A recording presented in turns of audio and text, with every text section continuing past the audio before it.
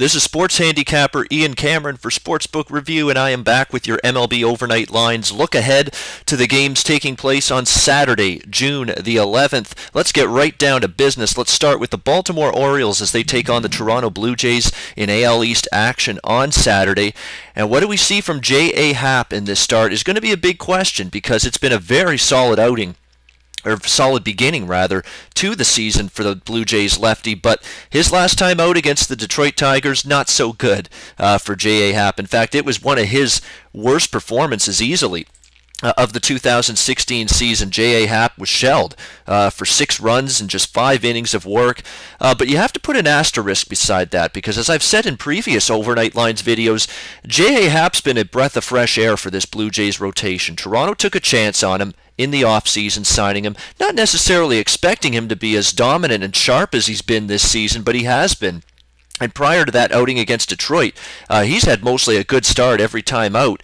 But you have to keep in mind with that outing, that struggling start that Happ had against Detroit, Detroit's been hitting lefties at an alarming rate as of late. They are just crushing left-handed pitching, and it doesn't seem to matter who they face. I mean, they faced Chris Sale, Jose Quintana, Carlos Rodon, and of course J.A. Happ recently, and they've just crushed every single one of those left-handed pitching. So maybe it was just a bad matchup for J.A. Happ against that Detroit team, considering just how they've been mashing the southpaws as of late. So I wouldn't penalize him too much for that rough outing. I'd give him at least this start to show that he can bounce back. He certainly did that the last time he had a rough outing. He bounced back, pitched much better the next time out, and I think he can pitch much better here. Happ has still allowed 3 runs or less in 4 of his 5 home starts this year at the Rogers Center. Jays are 4-1 in Happ's 5 home starts this year, and the Orioles, for as potent as this lineup has been as of late, and they've been crushing the baseball, they have not been as strong against the left-handed side. The Orioles hitting as a team just .221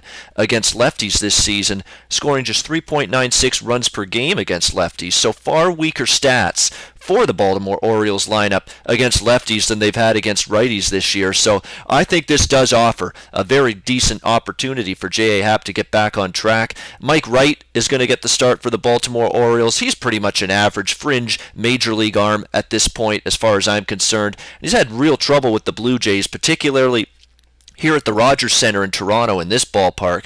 Wright has allowed 7 runs on 10 hits in 5.1 innings pitched here at the Rogers Center in his career. You know, his road ERA this year's not very good, 5.91. Baltimore 0-3 in Mike Wright's career starts against Toronto, including a loss earlier this season. So I'm not convinced Mike Wright is going to be able to neutralize the Baltimore Orioles lineup. The problem is the Jays' bullpen has been absolutely brutal most of the season, and especially of late. They've really had trouble keeping runs off the board in the latter stages of baseball games. So for that reason, while I like Toronto and I like the starting pitching edge they have with Happ, I believe they'll have that starting pitching edge with Happ over Wright. I'm going to split this bet on Toronto. You can get -140 with Toronto as a home favorite. It's not the greatest price considering how good Baltimore's been playing, but I still think the Jays have a pitching edge here. I'm going to look Toronto first 5 innings. Half of my bet will go on the first 5 innings because I want to avoid that Jays bullpen if I can, and half of it will go on the full game, just as a little insurance in case it's a situation where Toronto gets out to the lead after, you know, the first half of the game, and the bullpen for some reason can't hold on to that lead. So I'm going to put half on the first 5 innings for Toronto and half on the full game with the Blue Jays as they take on Baltimore on Saturday. Let's take a look at Texas and Seattle, an AL West matchup taking place on Saturday. We've got James Paxton, and he is an interesting pitcher to talk about here on this overnight line segment because he's the Seattle lefty. James Paxton has a pair of losses to show for his return to the rotation. And it's not going to look good. It's going to look, 11 runs in 9.2 innings in his first 2 starts since rejoining Seattle's rotation. You know, when he faced San Diego and Cleveland. You scratch beneath the surface, though, and Paxton has been extremely unlucky in his first 2 starts. Yes, he's allowed 11 runs in 9.2 innings in his first 2 starts against San Diego and Cleveland, but only 4 of those runs were earned. There was tons of bad defense behind him in the field, errors galore, and it's just a situation where he's deserved a much better fate as far as I'm concerned. You know, when he got rocked in his first start with San Diego, they hit him hard, but every ball it seemed was just hitting the right spot, finding holes. Fielders were not in the spot where the ball was. A little bit unlucky and unfortunate for James Paxton because even in his last start against Cleveland, he shut them down. One earned run allowed in 6 innings, but again, defensive issues behind him at times and caused that stat line to be a little bit worse. So, yeah, it's going to show Seattle 0-2 in Paxton's 2 starts, but you look at his advanced metrics, they're painting a much different picture here. I mean, Paxton has just a majestic strikeout to walk ratio, 2 walks and 17 strikeouts in his 9.2 innings pitched. The lefty has, 2 walks, less than 2 walks per 9 innings, more than 15 strikeouts per 9 innings this season, and his swinging strike rate, that's a great metric to see just how much a pitcher is fooling opposing hitters. His swinging strike rate was 7.2% last year. It has skyrocketed to 14.3% so far this season. He's getting a ton of bad swings from opposing hitters.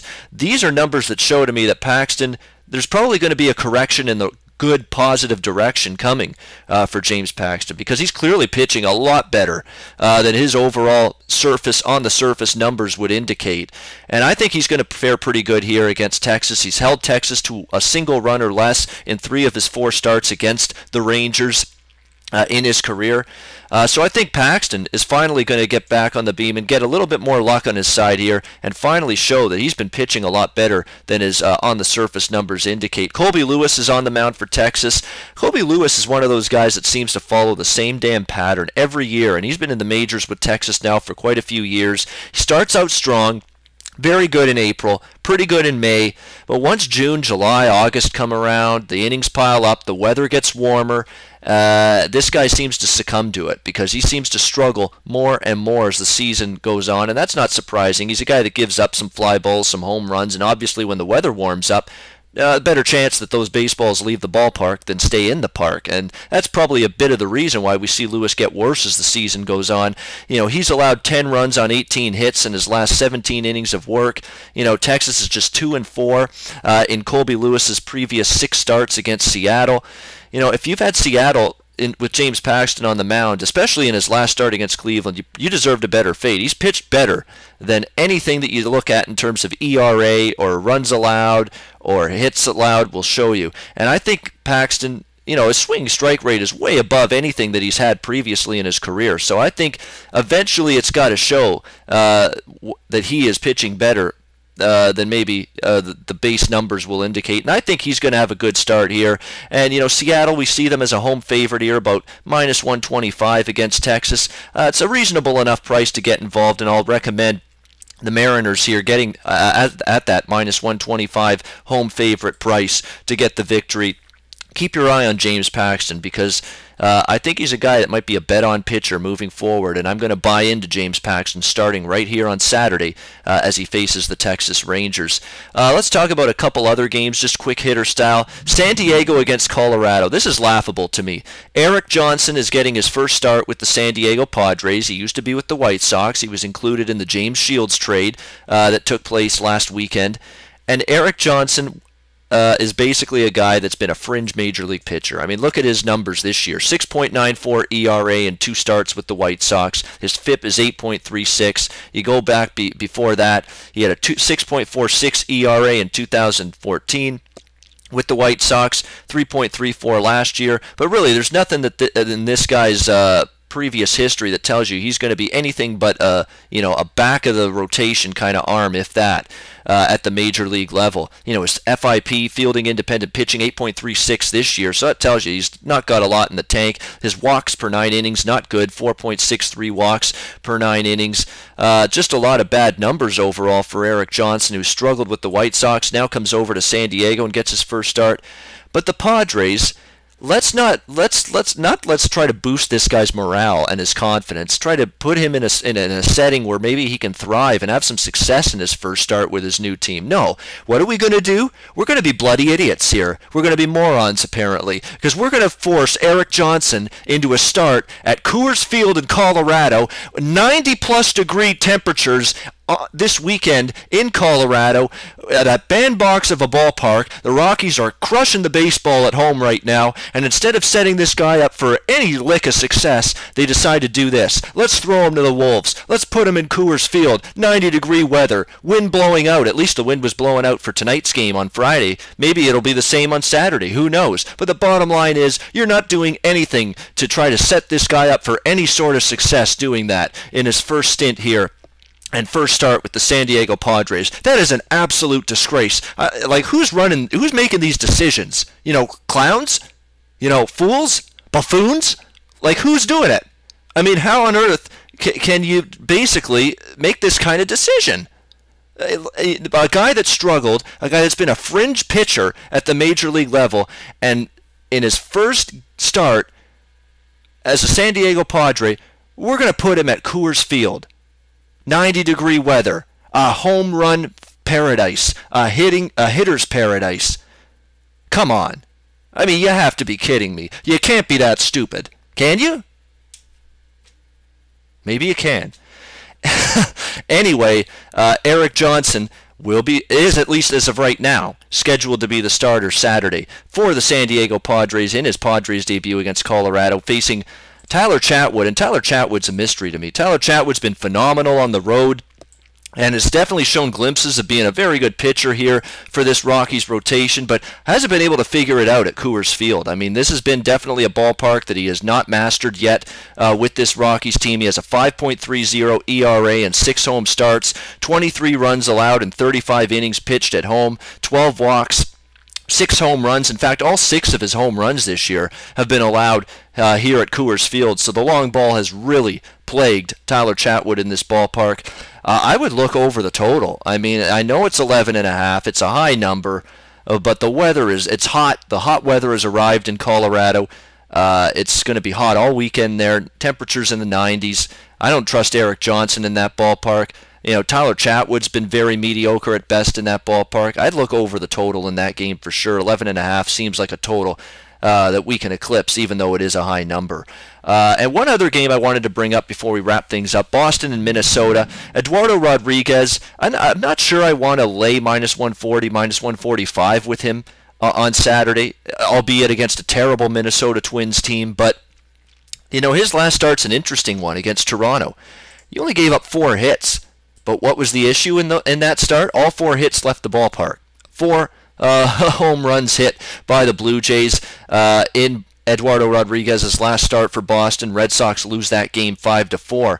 So he didn't give up many hits, but every hit he gave up, you know, was a home run. So very odd stat line, to say the least, from the Boston lefty. This will now be his 3rd start in the Red Sox rotation since returning from the DL, and we'll see how he fares. He pitched okay against Baltimore, 2 runs in 6 innings. Again, 5 runs in 5.2 innings against Toronto, but only 4 hits, but unfortunately they all left the ballpark for home runs and proved to be costly. So I think he can have his best start since rejoining the Red Sox rotation here. Minnesota's not been great offensively against lefties this year.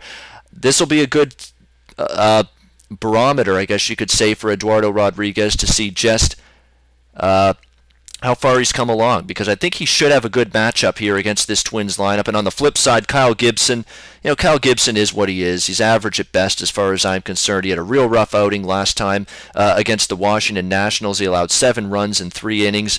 You know, his numbers actually at Target Field pretty good here in Minnesota, 2.13 ERA, but now you're facing a Boston Red Sox lineup that has the best OPS in Major League Baseball against right-handed pitching.